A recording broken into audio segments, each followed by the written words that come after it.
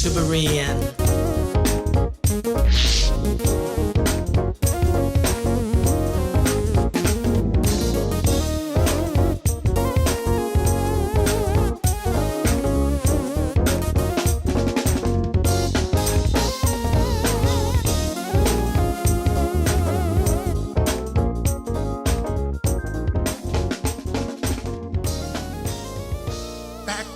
Should influence your giving to the Lord. What are some things that should influence you to give to the Lord? We're trying to stay in compliance with our theme for the month, discipleship, growing closer to God through discipleship. And the discipleship we're talking about is giving. How do I become a follower of God in my giving? Last week, if you were here, who was here last week? Who was here last week? Whether you were listening or not, just raise your hand. Whether you were listening or not, you were here last week. We talked about last week reasons why we give our gifts to God. Reasons why. Hey, we looked at this verse last week. Look at this verse last week. We looked at Exodus chapter 3. Exodus chapter 3. And look what Exodus chapter 3 says. He says, verse 21, come on, read this with me. And I will cause the Egyptians to look favorably on you. That's the favor. They will give you gifts when you go so you will not leave empty-handed. Ain't nothing but favor. Look at the next one. Every Israelite woman will ask for articles of silver and gold and find clothing from her Egyptian neighbors and from foreign women in their houses. You will dress your sons and daughters with these, stripping the Egyptians of their wealth. Good God Almighty. That's what God, watch this. He tells Moses in the middle of a conversation they're having about God trying to challenge Moses to be on assignment for him. Moses comes up with all these excuses, so God has to remind him, I'm going to hook you up. I know they've been in bondage. I know you don't have anything. But you ain't got to worry about it because my favor is on you. So let me strengthen your faith as I secure your future. That's chapter 3. As you know, y'all, 10 plagues later, Pharaoh finally decides to let God's people go.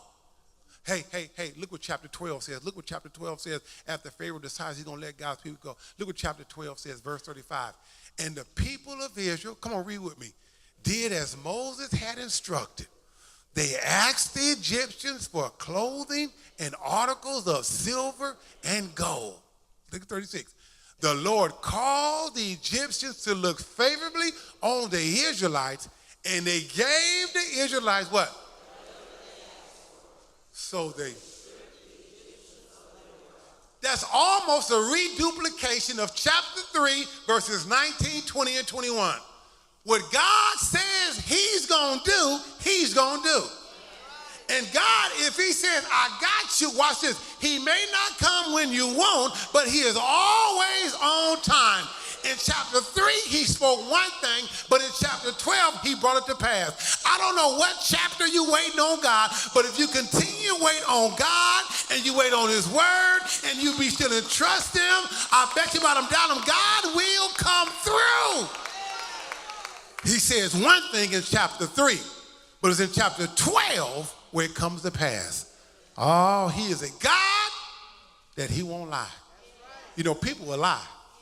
I'm talking about folk on your road. People will lie. I'm talking about people you sit next to. People will lie.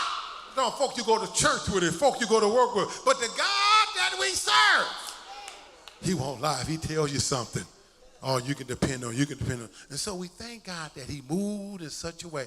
Hey, y'all, when we get to Deuteronomy chapter 26, it's 40 years later. Deuteronomy chapter 26, where we are today. They have left Egypt. They have crossed the green sea. They've crossed the Red Sea. I don't know where I get green from, but they've crossed the Red Sea. They have missed their opportunity to go into the promised land. One of the worst things can happen to you when God makes you a promise, he delivers it, and you're not ready for it. Worst thing can happen. Makes you a promise, delivers, but but you're not ready to receive it. God's people demonstrated distrust, and disbelief.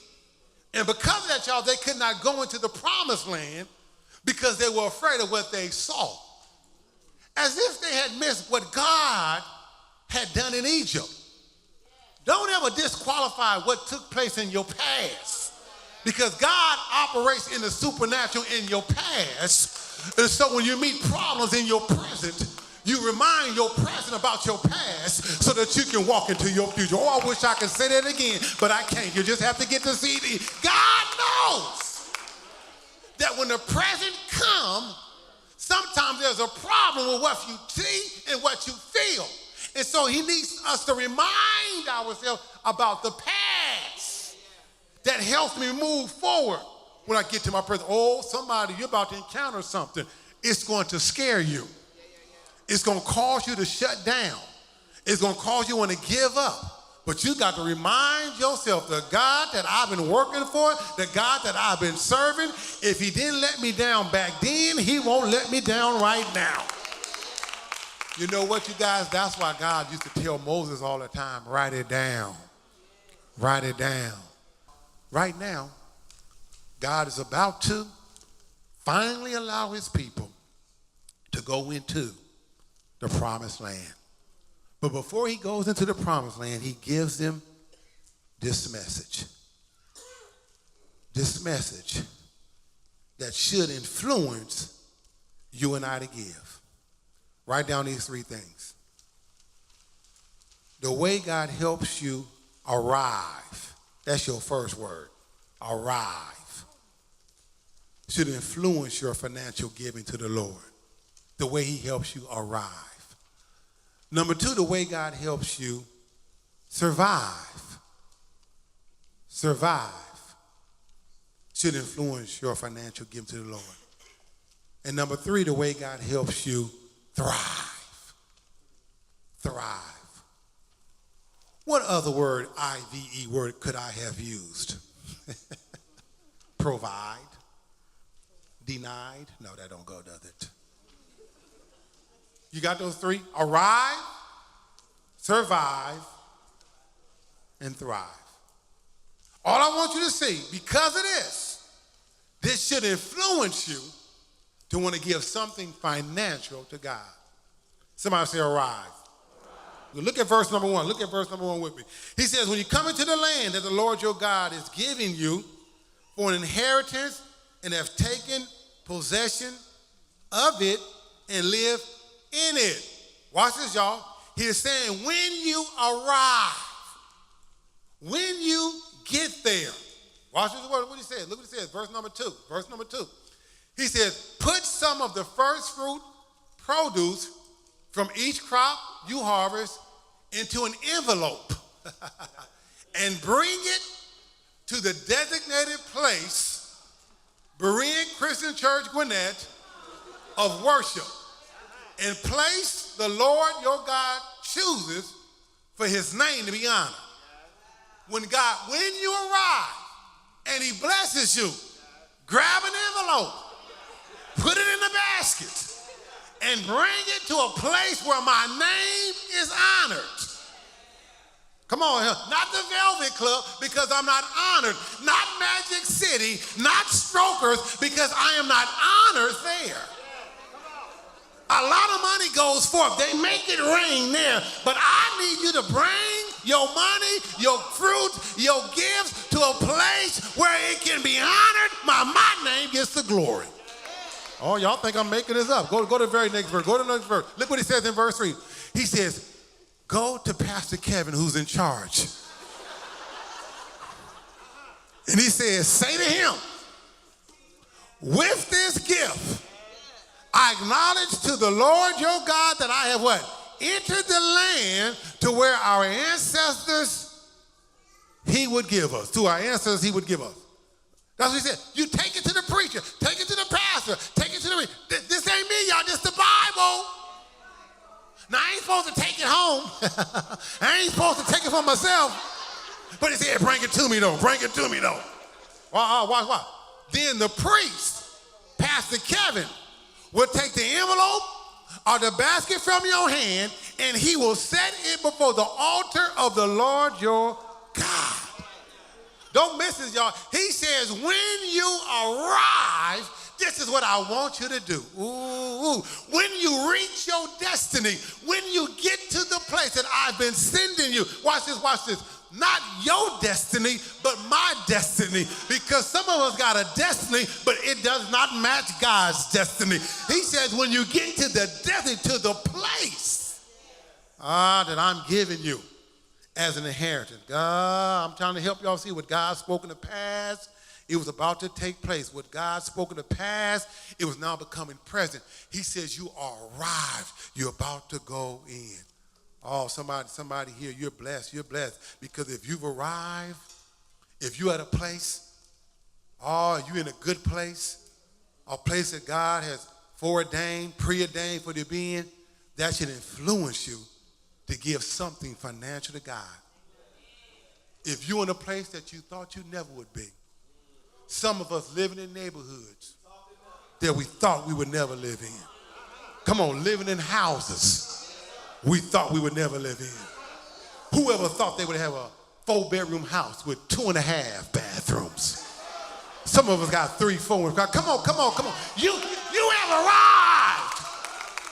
Some of you never thought you'd have 2.5 car garage. Come on, help me, somebody. Two parts for 2 cars, and then a half a garage for this extra stuff that you have. The little hoopty for your child. Whoever thought that God, the place that you work, the job that you have, and come on, some of us, the money that we making, we never thought in a million years that God would bless us. Somebody, you haven't arrived yet, but your arrival is right around the corner. Oh, you haven't arrived yet, but your arrival is closer than you think. All I'm saying is, y'all, because you have arrived, you ought to want to give God a financial gift. Because you arrived. Because you're at a new place, a different place. Hey, let's not hold you too long. Number 2 is what? Survive. The way God helps you survive should influence your financial giving to the Lord. Somebody say survive. Hey. Not only did they arrive, but they survived. Look what the Bible says. When the Egyptians oppressed us, when they humiliated us by making us their slaves, look what we did in verse 7. We cried out to the Lord, the God of our ancestors. What did God do, y'all? He heard our cries. He saw our hardships, our toil, and our oppression. Look at verse number 8. So the Lord brought us out of Egypt with a strong hand, a powerful arm, overwhelming terror, and miraculous signs and wonders. Look at verse 9, y'all. He brought us to this place, gave us this land flowing with milk and honey. Hey, y'all, milk is a necessity, but honey's a little extra honey because he is sweet, I know. Come on, help me, somebody. Milk can go bad, but thank God for honey. Honey can go on for a little while. God will not only give you what you need, but he'll give you something extra, milk and honey. Look what he says. And now, O Lord, I have brought you the first portion of the harvest that you've given me from the ground. God, because you've helped us to survive, because you have kept us alive, because you made a way out of no way, I got to hook you up. Hey. Look what Exodus chapter 2, verse 23 and 24. Now, this is 40 years before Deuteronomy 26. Look what it says. But the Israelites continued. Years passed and the king of Egypt died. But the Israelites continued to do what? Groan under the burden of slavery. They cried out for help, and the cry rose up to God. John, this 40 years ago. Look at the next verse. God heard their groaning, and he remembered his covenant promise to Abraham, Isaac, and Jacob. God, if God remembered me back then, how come God won't remember me now? Oh, look what chapter 3, verse number 7 says. Chapter 3, verse number 7. God speaks to Moses now. And God tells Moses, I have seen the affliction of my people. I know their sorrow. I've heard their cry. Verse 8 says, now he has come down to deliver. Let me tell you something. You need to know that you can survive because the God that we serve, he will hear you. The God that we serve, listen, his ears are not silent to your cry. He hears, and when he hears, he begins to move. Now, again, he may not come when I want, but he's always surely right on time. Survive. Exodus chapter 32. God's people started worshiping a golden calf, but they survived. Numbers chapter 12, y'all, Miriam and Aaron, they opposed Moses. Talked about his woman, his wife, but they survived. Numbers chapter 21, King Sihon and King Og came against God's people, but they survived. Numbers chapter 22 through chapter 24, somebody hires a false prophet to curse God's people. But how many know that no weapon formed against me shall prosper? But God's people, they survive. And even in Exodus chapter 17, when they had their first fight, don't know nothing about fighting, but they first fight. Exodus chapter 17, Moses says, I'm going on top of the hill with the rod in my hand. And when his hands was up, God's people had victory. When his hands came down, don't tell me that God will not help you to survive. Not only have we arrived, but we also have survived. I'm talking to somebody. You survived cancer. You survived arthritis. You survived some car accidents. You survived a loss of a job. You survived a loss of a loved one. You survived sickness and disease. You survived incarceration.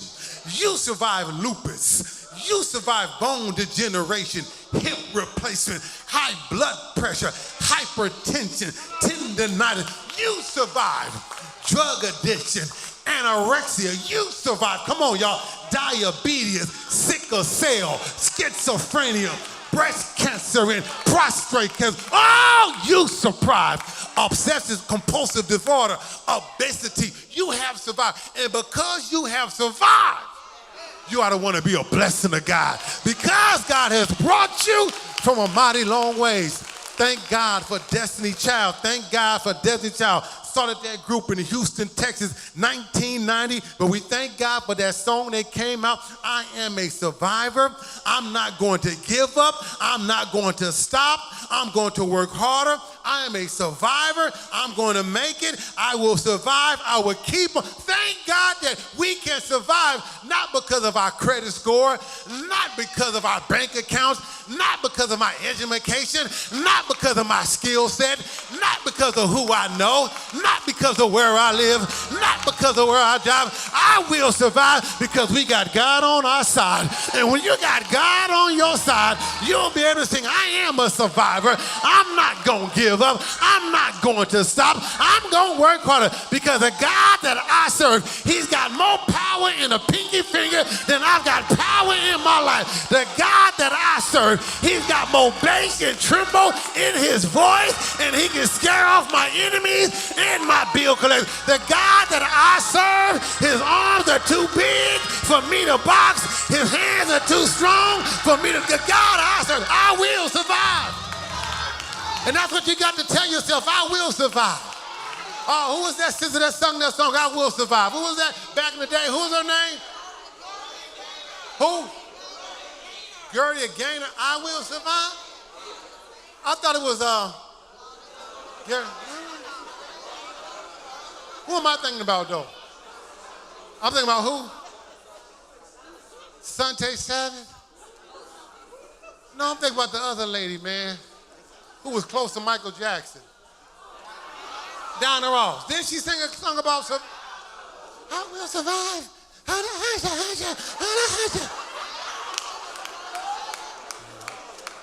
Stay with you. I just had a breakthrough.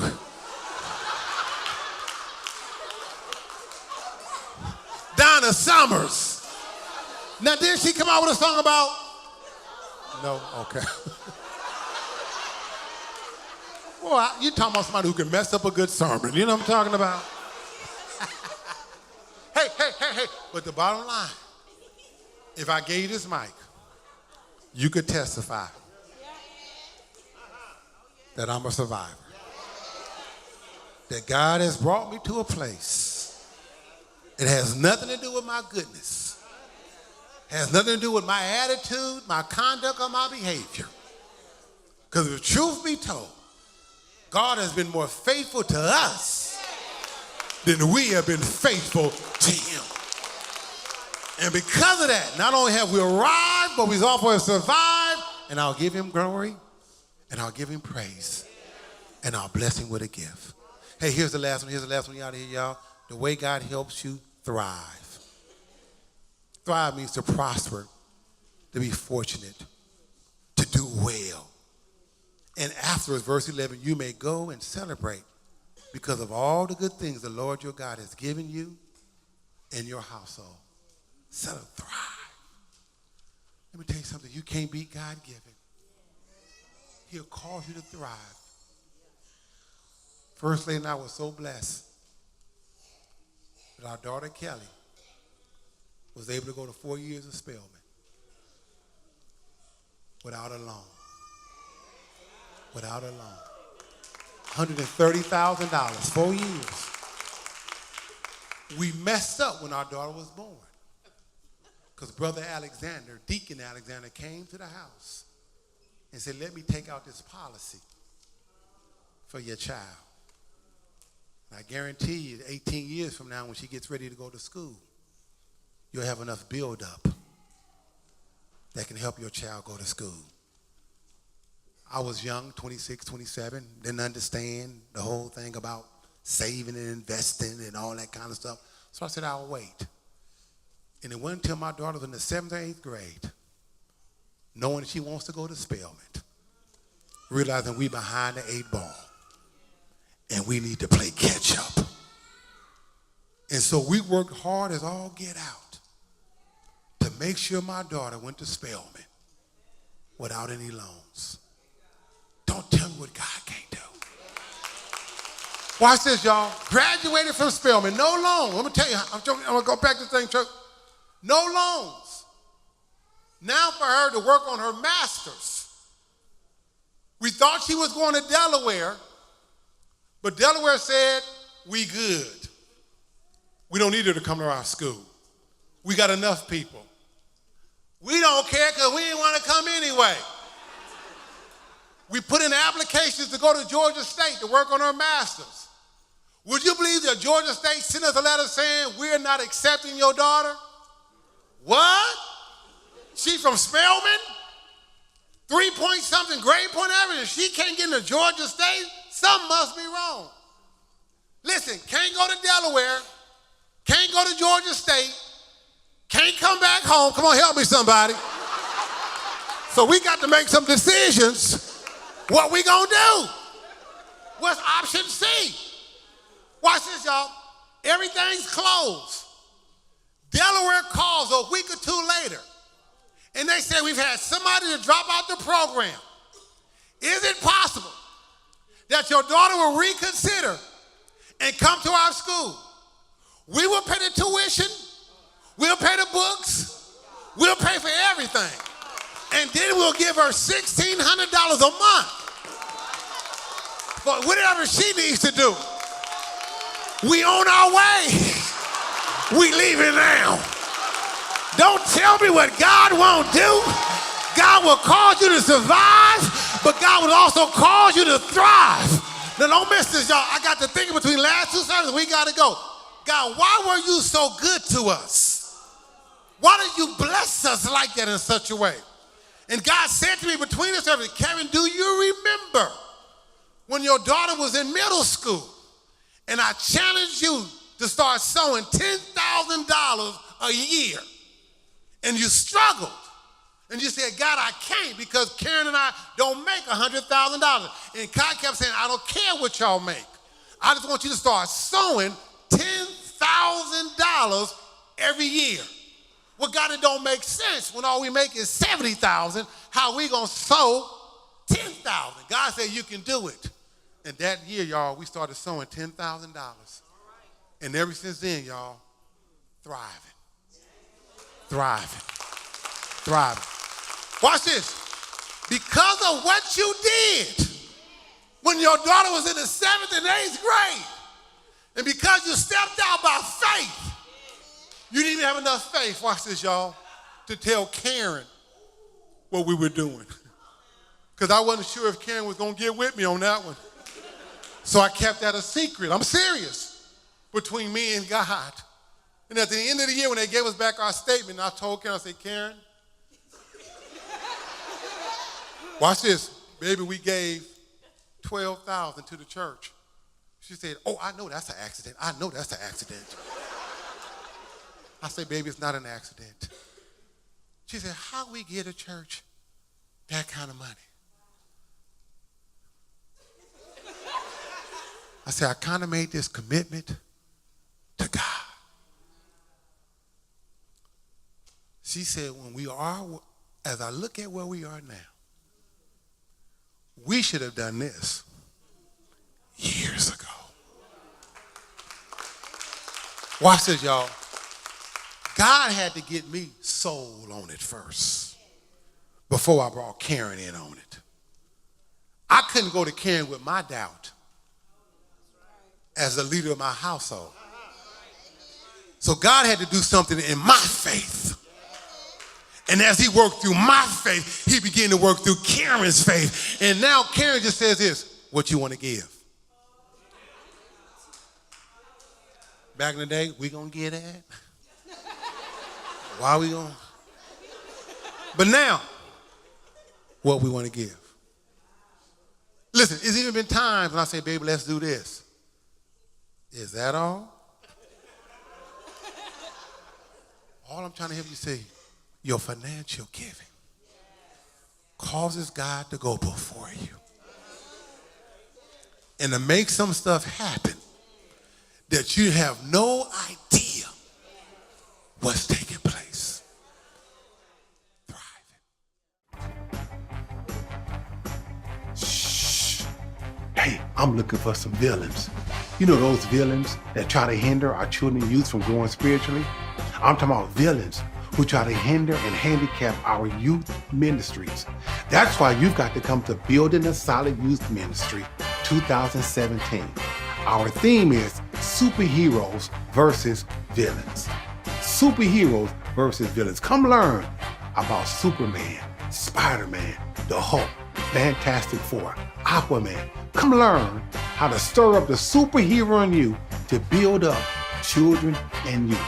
We also have special classes for middle schoolers and high schoolers so they can learn how to become superheroes in their church, at their schools, and in their community. Follow me to Building a Solid Youth Ministry 2017, March 24th and 25th at Berean Christian Church in Snellville, Georgia.